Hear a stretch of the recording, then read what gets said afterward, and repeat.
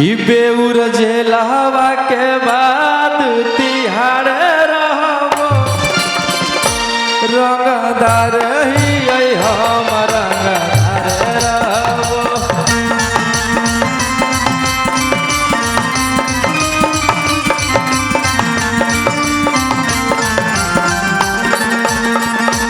तोर मर्डर कर के बिहार रहबो रंगदार ही हम रंगदार रहबो।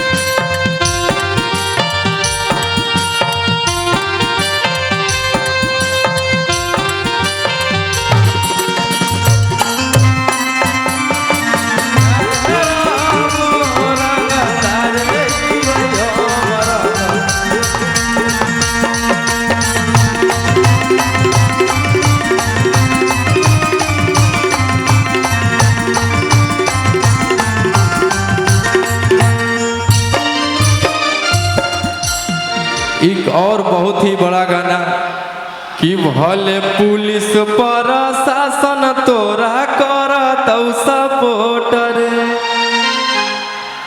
कि छोड़बो नहीं तोरा कबो दिल बिना चोट रे। अरे बुझी है ना कमजोरा नारी रे छौड़ा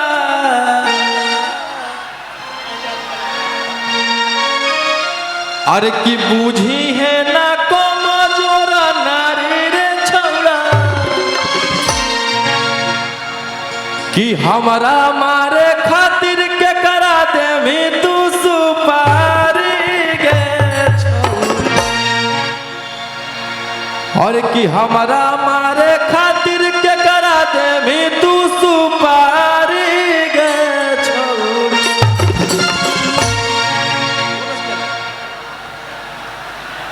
हम खुदे ही शिकारी चिंगारी गे छौरी। क्या कोई दिक्कत है क्या? फिर बजा क्यों नहीं रहे? भैया भैया भोजपुरी के बहुत ही बड़े राइटर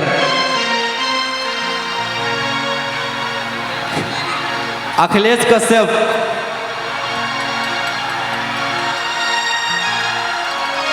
अखिलेश भैया के लिए अगर हल्ला करता है बढ़िया से कस के जोरदार अखिलेश कश्यप। और बहुत जल्द खेसारी भैया भी आएंगे और ऐसा ही प्यार बना रहे।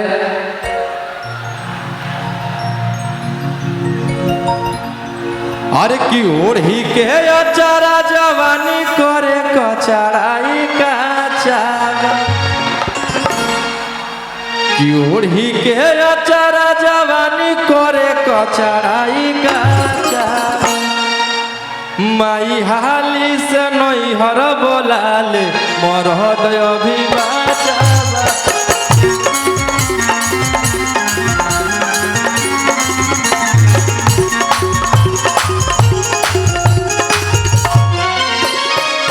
ओढ़ी के अचारा जवानी करे कचराई काचा।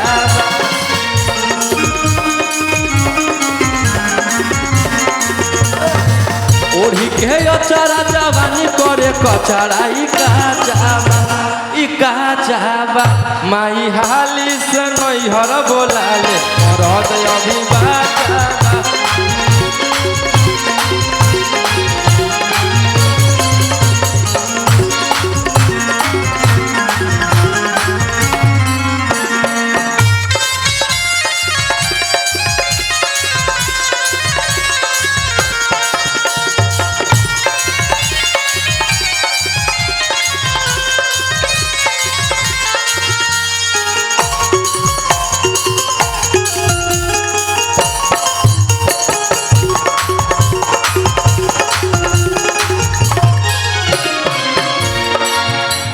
एक और बहुत ही ब्लास्ट गाना कि लगता है पागल हो गया दीवाना मेरा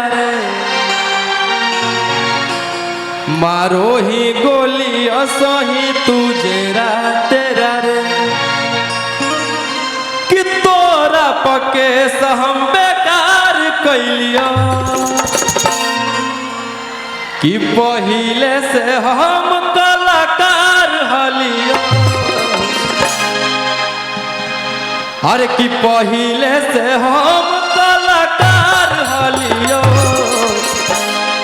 और जेलावा में जाके रंगदार होलियो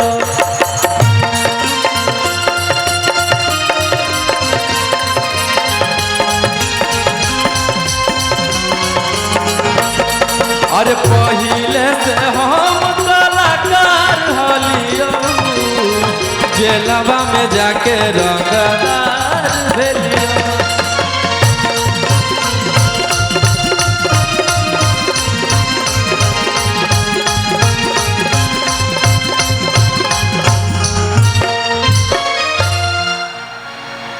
इस गाने में एक मेरा बहुत ही प्यारा लाइन था।